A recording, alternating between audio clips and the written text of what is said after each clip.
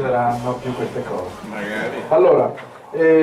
questo è un evento molto importante, un evento istituzionale, oserei dire, perché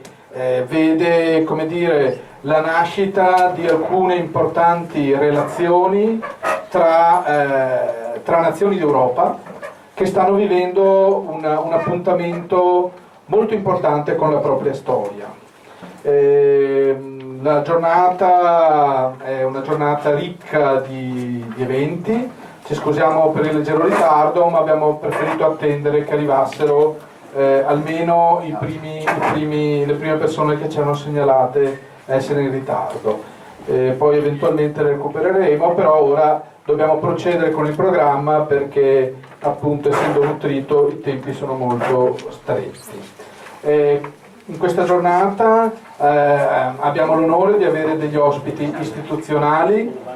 che provengono dalla Scozia, dal Parlamento della Scozia, e abbiamo l'intervento anche della Regione Veneto con un assessore regionale che darà inizio proprio alla giornata e porterà i saluti da parte della Regione Veneto. Io vi anticipo un po' il programma che probabilmente avrete già visto e che si delinea in 3 fasi principali. Una prima fase in cui parleremo appunto delle opportunità che stanno nascendo in terra di Scozia e che in un qualche modo stanno delineando un tragitto verso l'indipendenza e come questo possa tradursi in opportunità di affari e di business per la Scozia, ma anche, siamo in Veneto, per il Veneto. Spiegheremo poi in una seconda fase alcune opportunità di affari, di relazioni commerciali che si aprono con diversi paesi del mondo e quindi concluderemo con un richiamo su quello che è il futuro prossimo, dico io, anzi il presente che già si apre, del Veneto subito dopo l'indipendenza e delle opportunità d'affari sempre, visto che questa è comunque la specifica declinazione della giornata, che in un qualche modo ci saranno con l'ottenimento della nostra indipendenza di dose di autogoverno. Vi faccio una breve premessa prima di partire, di lasciare la parola all'assessore regionale Daniele Stivala, assessore all'identità veneta della Regione Veneto, ma anche alla devoluzione, alla caccia, alla protezione civile e ad altri referati importanti. Voglio farvi un anticipo per spiegarvi cos'è Veneto Business e quando nasce Veneto Business. Veneto Business secondo noi è una organizzazione della quale si sentiva assolutamente la mancanza in Veneto. L'intuizione l'abbiamo avuta in occasione di un importante evento che si è tenuto ad Edimburgo con l'organizzazione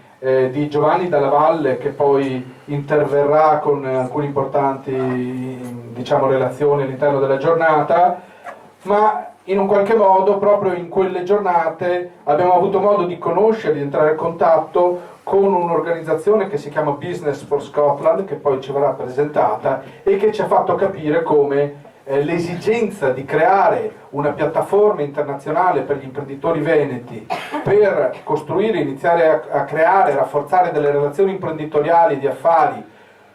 che ci facciano entrare nel futuro da protagonisti come ci meritiamo, era un'esigenza assolutamente che andava soddisfatta. Da lì molto rapidamente, con classica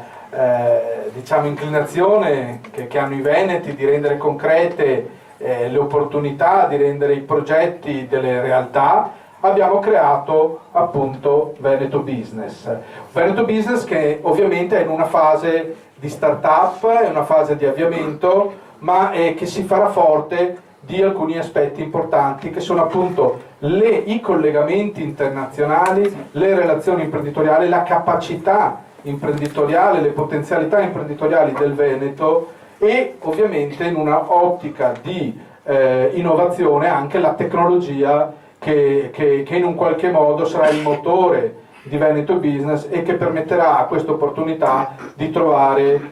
soddisfazione in realtà. Lo vedremo poi nel corso della giornata, ma era una premessa doverosa per presentare un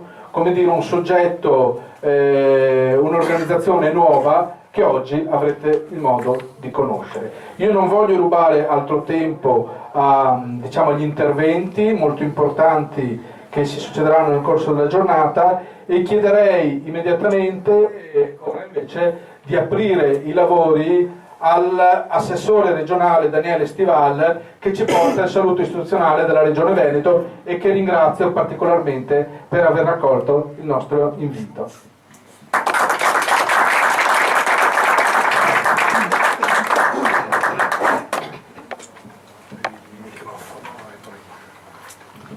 Grazie, io spero che sia e che sarà una giornata senz'altro utile, produttiva e importante come pietra miliare ovviamente nei vari passaggi che sta in questi anni cercando di fare il Veneto e non solo il Veneto ma diverse regioni d'Europa appunto verso la loro libertà. Intanto un benvenuti in Veneto e nella capitale del Veneto che è appunto Venezia, quindi credo che non abbia bisogno di presentazioni, però è pur sempre la capitale con troppi anni di storia che qualcuno appunto vuole magari dimenticare. La Regione del Veneto cosa sta facendo in concreto, come si sta muovendo? Io che ho l'identità veneta e che quindi come bilancio, insomma, la Regione sta in fotocopia con ciò che succede a Roma, avendo le sue limitazioni, ahimè sta avendo negli ultimi 3 anni, da quando è iniziato il governo, prima del governo Letta, quindi il precedente governo Monti, sta subendo un'inversione di, se vogliamo chiamarlo quello che era un pseudo federalismo, un tentativo di federalismo che c'era negli anni scorsi. Negli ultimi 2 anni stiamo subendo invece in modo velocissimo, e abbiamo già perso ormai, siamo tornati indietro di 20 anni, un centralismo romano che sta uccidendo le periferie dell'impero, come ormai credo siano definite per loro. Tanto per fare un piccolo esempio, ormai quasi il 50% della produzione legislativa che fa il Veneto, ma non solo il Veneto, anche tante altre regioni, viene impugnata dal governo e cassata poi dalla Corte Costituzionale. Quindi quella che dovrebbe essere stata la modifica della Costituzione verso il territorio sta invece facendo un'inversione di rotta spaventosa e il conflitto e la conflittualità che c'è fra Regione e Stato ormai è a livelli esasperati. Comunque dalla storia del Veneto, insomma da quando nel 71 è partita questa regione, una delle pietre miliari che sono state riportate poi anche nello statuto che abbiamo approvato l'altro anno, l'articolo 2 per fortuna sia i colleghi consiglieri regionali da una parte ma anche il Parlamento dall'altra hanno recepito per entrambe le volte e quindi la Regione concorre alla valorizzazione del patrimonio culturale e linguistico delle singole comunità, cioè quello che è l'aspetto della nostra valorizzazione culturale viene a rimanere tale per fortuna, anche se poi tutto quel percorso che c'è stato soprattutto negli anni 90 nel tentativo prima dell'Europa di riconoscere le lingue regionali e poi quell'elenco di lingue che ha fatto anche lo Stato italiano nel 99 con la legge 482, la lingua veneta è stata per l'ennesima volta bistrattata e paragonata a una insomma, una componente della lingua italiana e che quindi non aveva il valore proprio della lingua, e quindi su questo versante e su questo settore noi continuiamo a gridare forte che ovviamente c'è una differenza sostanziale, non solo formale, fra la lingua veneta e la lingua italiana, che quindi debba essere fra le lingue regionali anche di questo Stato. Noi poi nel processo interno di questa regione abbiamo cercato prima nel 2003 e poi nel 2007 di fare dei passaggi legislativi regionali che diano dapprima iniziative di promozione e valorizzazione dell'identità veneta, e poi con la legge 8 del 2007 il passaggio sulla tutela e la valorizzazione del patrimonio linguistico e culturale veneto. Abbiamo messo in moto tutta quella serie di meccanismi che ci permettono di fare tutta una serie di azioni sia nel territorio, ma anche la volontà è quella di arrivare anche nel mondo scolastico, anche se lì e anche lì purtroppo la difficoltà è sempre notevole, per trasformare quello che è ovviamente le 3 righe dei 1000 anni di storia in qualcosa di più serio e concreto e dignitoso rispetto a quello che è appunto il nostro patrimonio. E quindi su questi aspetti noi continuiamo a fare un percorso che stiamo vedendo però ha un suo valore intrinseco, nel senso che le iniziative storico-culturali che ci sono ormai come ricaduta nel territorio veneto stanno diventando e diffondendosi in modo tale che ormai è un continuo susseguirsi di crescita del nostro patrimonio. Perché ho fatto questa premessa? Perché credo che sia importante collegarla poi anche con il ragionamento del business,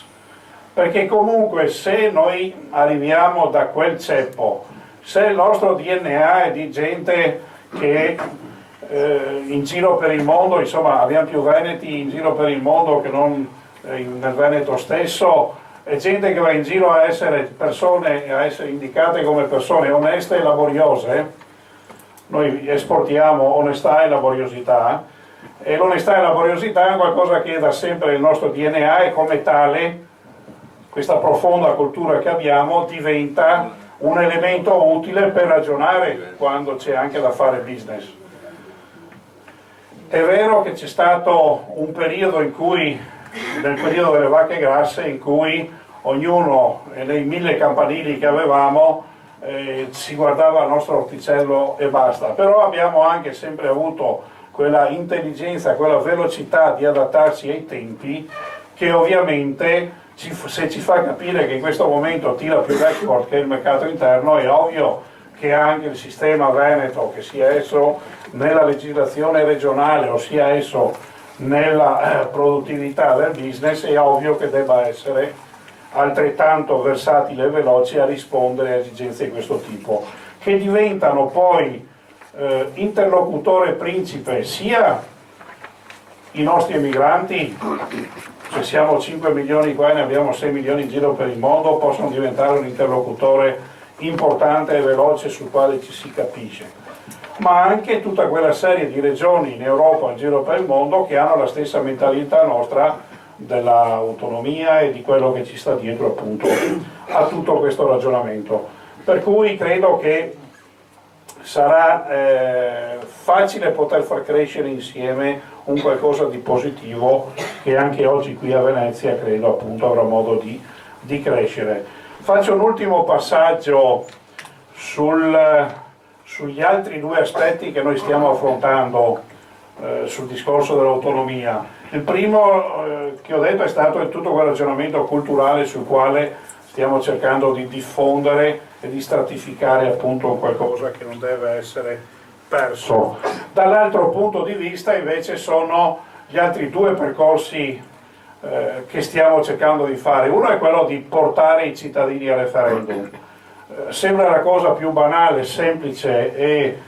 normale di questo mondo poter chiedere ai cittadini come la pensano nel caso dell'autonomia o dell'essere staccarsi insomma da questo Stato, e invece ci troviamo che sia all'interno del Consiglio regionale ma se ammesso e non concesso che passi all'interno del Consiglio regionale troveremo muri alti non so quanti metri a Roma, che non ci permetteranno probabilmente di fare anche una cosa semplice come quella di chiedere al popolo cosa pensa. Quindi sarà uno scontro e un conflitto non facile poter portare a casa una cosa che dovrebbe essere, direi, tra virgolette banale, nel senso utile e normale a tutti. Quindi noi stiamo comunque, anche se ancora ferma in commissione e nonostante il Presidente venga sollecitato quotidianamente dal nostro capogruppo, è ancora lì ferma perché PD e PDL, dopo vi dai i nomi, i cognomi a tutti, stanno lì a mercanteggiare se fare o non fare questa proposta referendaria. L'altro percorso che comunque noi stiamo facendo è comunque anche lì quello istituzionale di applicazione comunque dell'attuale Costituzione, e quindi con il 116 terzo comma e il 118 primo comma, insomma, siccome siamo una regione che è in grado dal punto di vista delle autonomie, della capacità governativa e anche della capacità economica di poter avere maggiori fette di potere dal governo centrale, noi tutto ciò che ci può essere permesso e concesso attraverso la Costituzione lo stiamo chiedendo. Però stiamo vedendo che la volontà di applicare la Costituzione è ben poco, la si guarda sempre dall'aspetto più negativo, e a Roma, insomma, pur di non cedere potere, stanno trovando tutti i meccanismi possibili per crearci problemi. È chiaro quindi, e concludo ringraziandovi, questi sono i vari aspetti, i vari passaggi che noi stiamo cercando di fare. È chiaro che però ci vorrà sempre più la forza dei cittadini, ma la forza dei cittadini è data anche dai numeri, purtroppo, dal numero delle teste. Perché vi dico una battuta che hanno fatto i nostri amici PDLini e PDini in Consiglio regionale quando hanno rimandato in commissione, ad esempio, la forzatura che abbiamo fatto per il referendum. Ho detto, ma guarda che là di fronte alla salute, quando c'è stata quel martedì la dimostrazione o il sostegno appunto pro referendum, le manco teste dell'anno scorso di cui io a protestare per avere più spazio per la caccia, che è una cosa piccola, banale magari, o che comunque qualcuno interessa. Cioè la politica purtroppo, guarda, io in 4 gatti dice. Ecco perché è importante l'iniziativa e queste iniziative per sensibilizzare, ma poi la politica, tra virgolette, prende paura, anche se non dovrebbe essere questa la logica, ma prende paura se vede il popolo di fronte. Se il popolo c'è di fronte a chiedere un suo diritto, più facilmente lo porta a casa, altrimenti io vedo che il muro che si trova di fronte è assai pesante, per cui l'auspicio e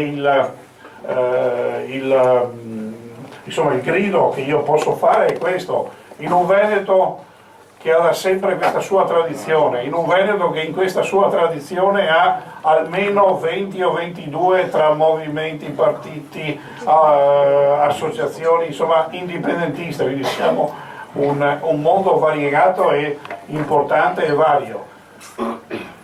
C'è bisogno di tutto questo aspetto per far sì che tutti questi gruppi, queste associazioni, tutto questo mondo, insomma, dell'indipendentismo, dell'autonomismo, eccetera, sia sempre più sensibile a muovere i cittadini, non solo le coscienze, ma bisogna anche fisicamente muovere i cittadini nelle nostre attività, perché solo e soltanto in questo modo, che sia Roma, che sia Venezia, insomma, che sia Bruxelles, capiscono le cose, se vedono, cioè la politica prende, tra virgolette, paura o segue il popolo se il popolo c'è. Se il popolo manca, vedo che molte volte purtroppo, io vi dico la mia esperienza dopo 13 anni che sono in Consiglio regionale, credo di conoscere un po', ahimè, certi passaggi, e quindi credo anche di poter dare certi suggerimenti, da voi che ognuno lo può pensare come vuole, ma poi i risultati sono una cosa diversa. Per cui da una parte c'è tutta questa iniziativa politica da fare sul fronte dell'autonomia, dall'altra, in una nazione che è destinata comunque al fallimento, una regione importante dal punto di vista produttivo come il Veneto non può non guardare ad altre realtà europee o appunto in giro per il mondo importanti per poter far sì che dal punto di vista economico e poi storico-culturale possono salvarsi e possono crescere nell'Europa delle regioni. Grazie.